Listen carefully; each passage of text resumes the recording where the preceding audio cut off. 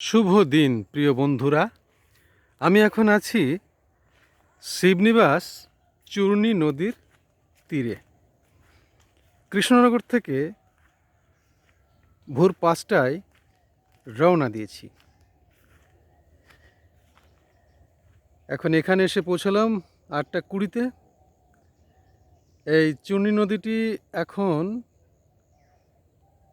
পানা মুক্ত, খুবই পরিষ্কার স্বচ্ছ। চারিদিকের গাছপালার ছবি জল ছবি এঁকে দিয়েছে। আমি তারই তীরে দাঁড়িয়ে একটি সুন্দর মনোরম দৃশ্য আপনাদের দেখাচ্ছি। এই যে বাঁশের সেতু দেখতে পাচ্ছেন, এটি মাঝদিয়া রোড থেকে শিবনিবাসে প্রবেশ করা হতো, কিন্তু বর্তমানে একটি পাকা সেতু নির্মিত হয়েছে, সেখান দিয়েই মানুষ যাতায়াত করেন। শিবনিবাস মন্দির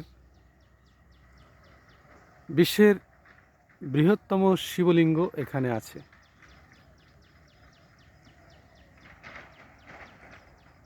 খুবই সুন্দর এখানকার মনোরম পরিবেশ, গাছপালায় ঘেরা সুন্দর এই গ্রামখানি আমাকে তো মোহিত করে তুলেছে।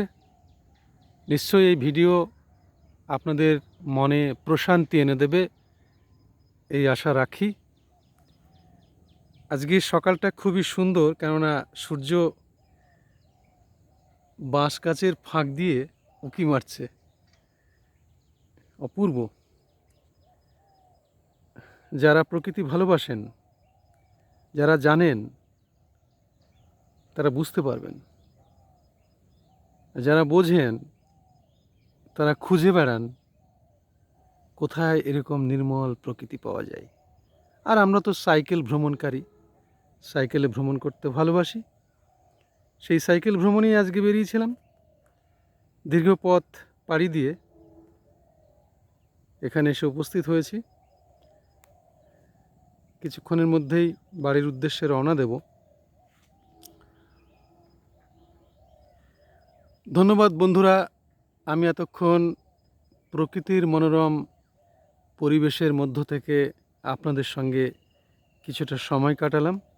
সকলে ভালো থাকবেন, সুস্থ থাকবেন, নিজেদের খেয়াল নেবেন। প্রকৃতি মা ভালো রাখুন আমাদের সবাইকে, এই শুভকামনা জানিয়ে ভিডিওটি এখানে শেষ করছি। ধন্যবাদ।